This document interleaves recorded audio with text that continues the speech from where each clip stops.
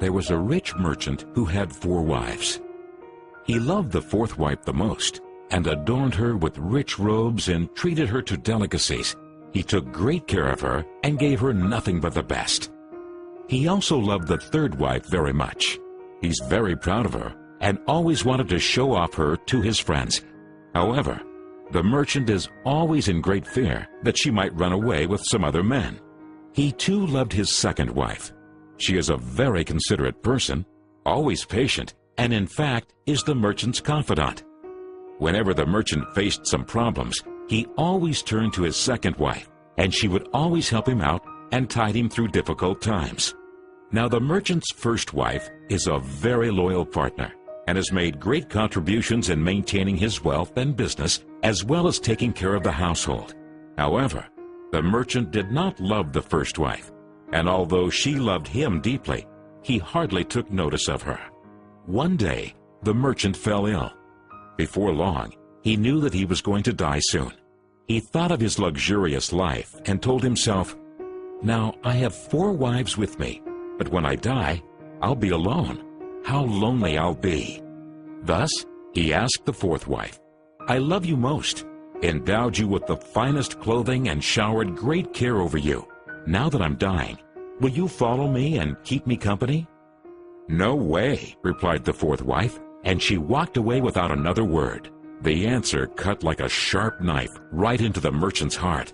The sad merchant then asked the 3rd wife, "I have loved you so much for all of my life. Now that I'm dying, will you follow me and keep me company?" "No," replied the 3rd wife. "Life is so good over here. I'm going to remarry when you die." The merchant's heart sank and turned cold. He then asked the 2nd wife, "I always turn to you for help, and you've always helped me out. Now I need your help again. When I die, will you follow me and keep me company?" "I'm sorry, I can't help you out this time," replied the 2nd wife. "At the very most, I can only send you to your grave."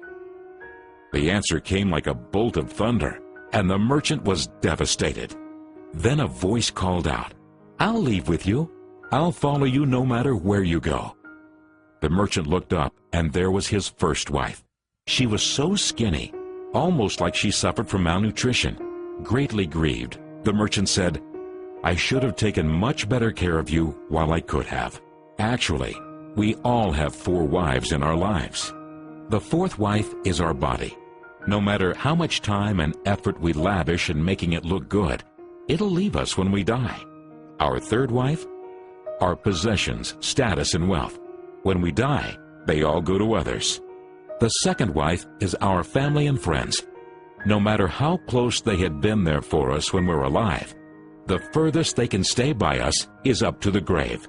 The 1st wife is in fact our soul, often neglected in our pursuit of material, wealth, and sensual pleasure. Guess what? It is actually the only thing that follows us wherever we go. Perhaps it's a good idea to cultivate and strengthen it now, rather than to wait until we're on our deathbed to lament.